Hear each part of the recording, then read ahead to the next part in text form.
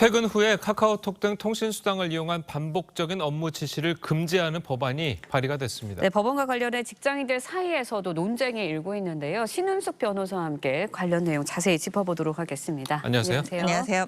자, 그동안 직장인들이 이제 대부분 느끼는 거겠지만 네. 퇴근 후에 이제 상사로부터 업무 지시가 오는 거 네. 이게 굉장히 좀 신경이 거슬렸을 텐데 이게 이제 법안으로 금지됐다고 그러는 거죠. 네, 그 법안으로 금지된 금지하겠다 게 법안이 발의가 된 발의가 된 것입니다.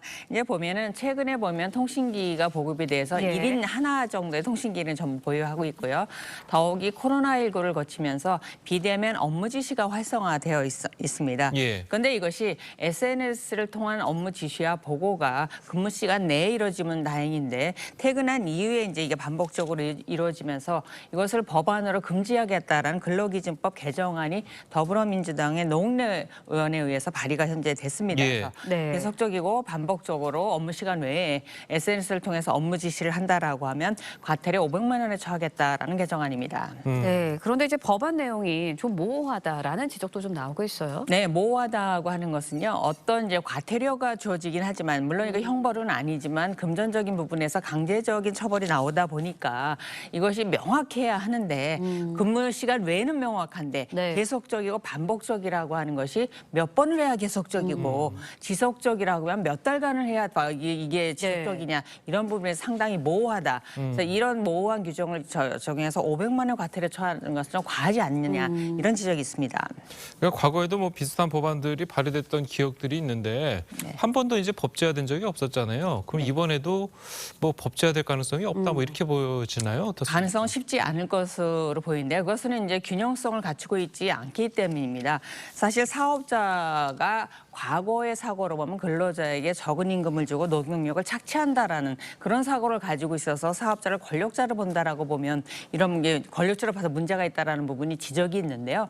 사업자는 근로자에 대해 급여를 지급을 해서 생계를 유지하게 해주고 사실 실질적인 복지를 지원하고 있는 사업체인데 이 사업체가 근로자에게 그 퇴근 시간에 SNS까지 금지시키는 것은 업무를 반복적으로 지시를 해서 이렇게 그 고통을 주는 것은 지나치지 않느냐 이런 논의 자체는 사실 바람직합니다.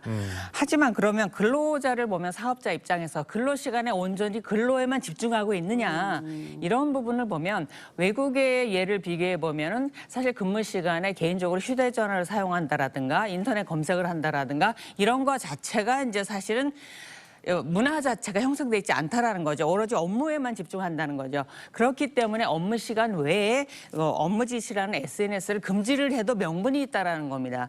근데 지금 같은 경우는 근로자에게 퇴근 시간 이후에 SNS를 통한 업무 지시만 네. 금지하고 있지 근무 시간 내에 개인적인 휴대전화 사용이라든가 인터넷 검색, 쇼핑 이런 걸 금지하고 있지 않습니까? 그러니까 업무의 집중도도 보장해주고 퇴근한 이후에 휴식권도 같이 이렇게 공평하게 보장을 해주면 좋은데 좀 지나치게 치우쳐 있지 않느냐 이런 부분에 대해서 법제화가 현실적으로 어렵지 않나라는 지적이 있습니다. 네, 해외 경우도 잠깐 언급을 해주셨는데 해외는 어떤 나라들이 이렇게 금지화시키고 있는지 또 국내에는 이게 금지화하고 있는 업체들도 있나요? 업체가 있습니다. 일단 해외 경우를 보면 프랑스를 시작으로 해서 이탈리아, 슬로바키아, 필리핀도 근무 시간 외에 SNS를 이제 지시를 통해서 업무 지시하는 것을 금지를 하고 있고요.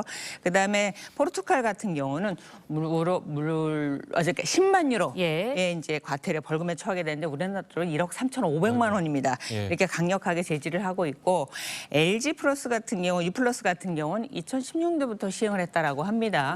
밤 10시 이후에 SNS를 통해서 업무 지시를 하면 인사조치된다고 합니다. 근데 이런 기업들이 근무 시간 내에 근로자들이 업무에는 대단히 집중할 것 같습니다. 그러니까 네. 사실 이 직장 네. 아까 이제 반복적이고 지속적인 것도 이제 모호하다고 하셨는데 직업별로도 좀 다를 수 있을 것 같아요. 다를 수 있습니다. 사실 저희가 생각을 해보면 병원에서 의사가 그러니까요. 간호사분한테 예. 지시를 내리는 거는 환자의 생명하고 직결이 돼 있거든요.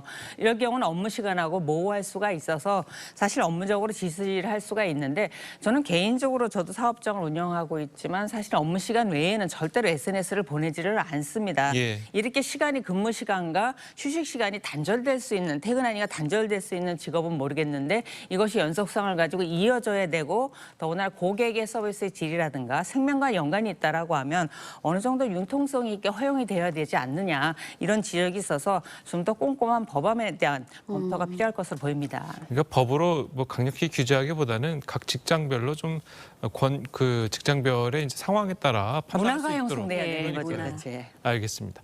자, 오늘 변호사님 말씀 여기까지 듣겠습니다. 잘 들었습니다. 고맙습니다.